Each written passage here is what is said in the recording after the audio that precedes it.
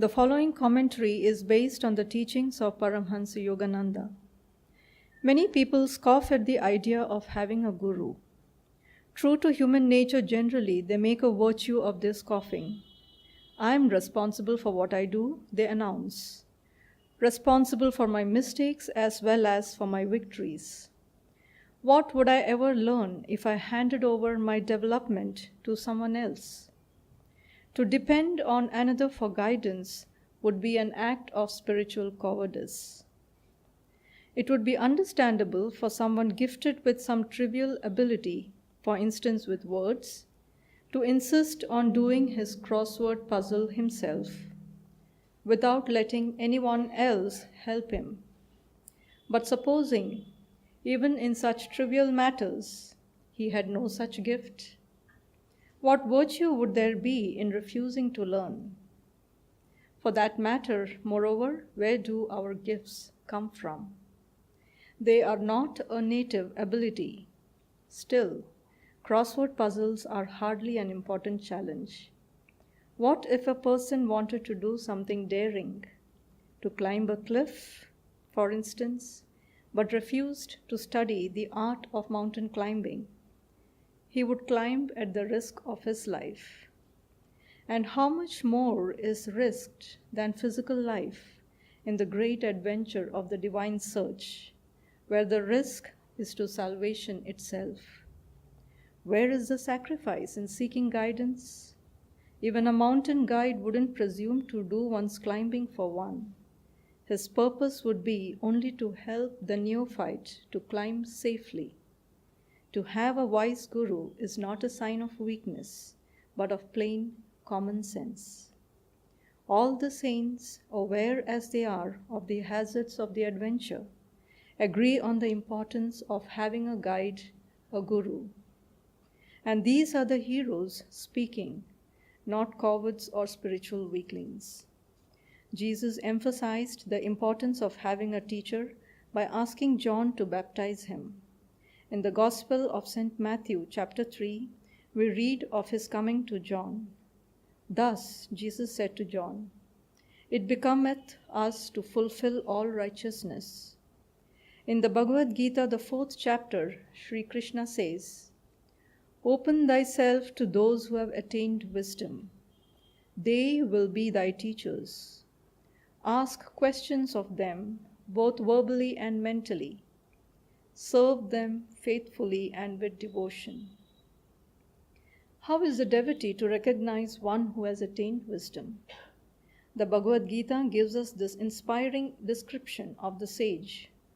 By this sign is he known, being of equal grace to comrades, friends, chance comers, strangers, lovers, enemies, aliens and kinsmen, loving all alike, evil or good. Thus, through Holy Scripture, God has spoken to mankind. Om Shanti Shanti. Good evening, everyone, once again. And I'm very happy to be here to share the teachings of my master and also Swami Kriyananda ji. The reading we had about non-injury is from a very beautiful book by Swami Kriyananda called Self-Healing, Affirmations for Self-Healing. I forgot to mention that, so I'm mentioning it now. Thank you. So the topic for today is, do you need a guru? Do I need a guru, or can I go to God straight? Is what is being asked here. It's very difficult. We have so many pitfalls of karma. We go into directions and we don't know whether they are the right directions. We are going the right way or the wrong way. We always feel we are going the right way. And after some time we realize, oh my goodness, I was wrong there. Lot of detours. So it's very important to have the guidance of a guru. And much more also is there. We have to get rid of our ego in order to find God. And now we have to realize that we are not this ego. We have to realize that it is God who is playing this show and He is flowing through us. We have to transfer our self-consciousness to His consciousness. We have to also realize that whatever we are, whatever we think, whatever we do, He is doing through us. So, there's a story Master liked to say about a man who was being bothered by a demon. And he heard and understood that there is a Vedic ritual which will get rid of the demon. So he did that Vedic ritual, and as he was chanting and in his incantation, he had a powder on which he said the mantra, and he threw it on the demon, thinking the demon will now not bother him and vanish. But the demon only laughed. He said, "Before you could say your mantra, I already entered the powder." We are infected, our ego is infected with the disease. So, when we are having a disease or illness, what do? We need a doctor. Even doctors, when they are unwell, they go to doctors. So, what happens is that we need help. And we come to a point when we understand that we need help. It's not that we go out seeking for a guru. He comes to us or he's drawn to us. It is the law of nature that this happens. It is the divine law. The guru, his purpose is to help emancipation of souls. It is only through a guru, through his teachings, through his blessings, and his enlightened consciousness that a soul can ascend to God. This is the divine law. So, for example, if we take a situation that we are climbing a cliff and we fall from there, well, in the next lifetime, and if we die also, of course, so in the next lifetime we'll come back and we can start climbing that mountain again. But if we fall spiritually, what happens? We have to spend many incarnations to come to the point where we were earlier. And Master had a disciple. His name was Mr. Cuaran. From Mexico he was. And Master told him that I lost sight of you for many lifetimes, but now I will not lose sight of you. And every time Mr. Cuaran would tell Master, remember you promised. And Master would tell him, yes, I will not lose sight of you. I remember. So it was that, it's not that, it's that Mr. Cuaran had reached a point where he wouldn't stray anymore. And when we stray, it causes us a lot of suffering. And the Guru saves us from a lot of suffering. Imagine when Judas betrayed Jesus. He had to suffer for 2000 years. And then Master said that he knew Judas in this lifetime. In India, he was the disciple of another guru. And Jesus appeared to that guru and asked him to liberate his disciple. And he was liberated in this lifetime. Many of the fellow disciples would laugh at him because of his attachment to money. He still had his attachment to money, but he overcame it by helping others with his money. So if we die and we have a deep longing to find God, we will most probably come back very soon to that point and carry on. But if we die with the desire for money, fame, then we can take a long detour.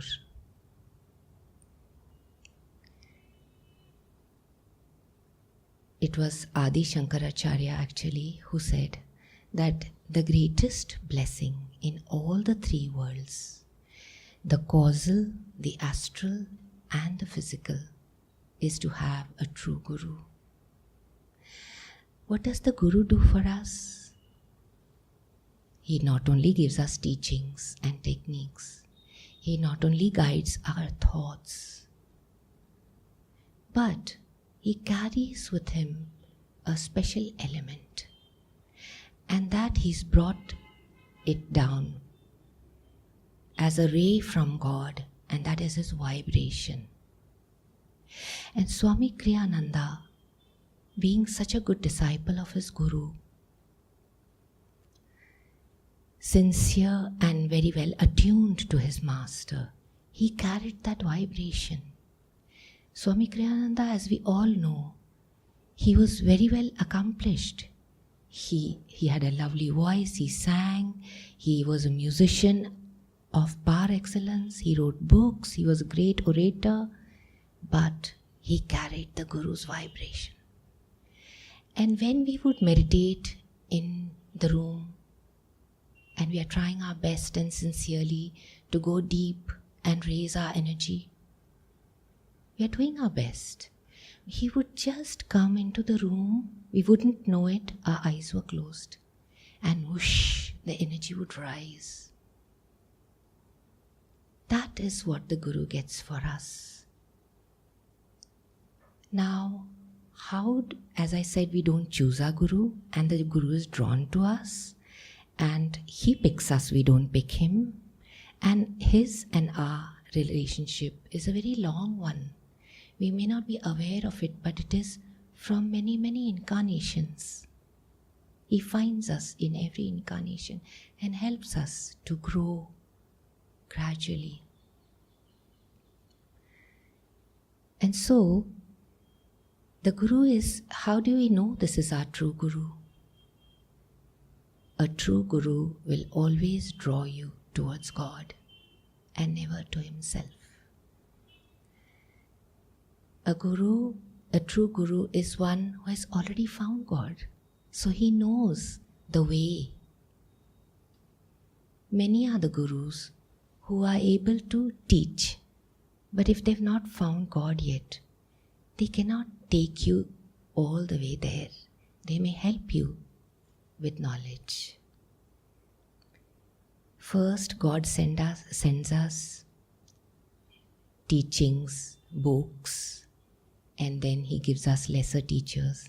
And finally, when he understands that our desire is very strong for God, he sends us the Guru. So we can, as Adi Shankara said, it is a real blessing.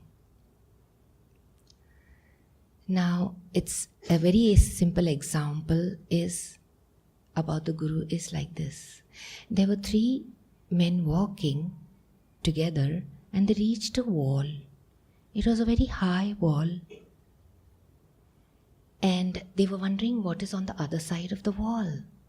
So they decided that one would climb on the other's back and the third would climb on the second one's back and they would see what is over there. And that one who was at the top promised to come back and let them know what is there. So one was selected to go up towards the highest part of the wall and he said, "Oh my goodness, so beautiful." And he jumped over and he never came back. And the two looked at each other and they said, "What has he seen?" So they decided that somehow they would manage and one of them would then see what is there and tell the other what is there and come back also. So he did that and the second one also said, "So beautiful. It is unimaginable. And he jumped over and he never came back. And so the third one said, now what's this happening? I have to see what is on the other side of the wall. So he took the help of many ladders and boughs of trees, and somehow with sacks of piles of things, and he climbed with great difficulty, and he saw it was such a beautiful garden with flowers of every color and much more. The birds were singing. It was so peaceful, and he could have jumped. He felt like jumping there, but he said, no, what about the villagers? They won't know such a place exists. I'll go back and tell them that such a place exists. So he went back to tell the villagers about this wonderful garden which they could also avail of, and that is the Guru. He comes, he has found God, he knows, and he comes to tell us that. He says, come. You don't know what you're missing. Come. Because we don't know what we are missing. We don't know what we are really. As Master's teaching in the beginning, what does he teach us? Hong So, I am spirit. We are spirit. We are not this body. And that is the biggest delusion. And the problem is this delusion, which we have to overcome.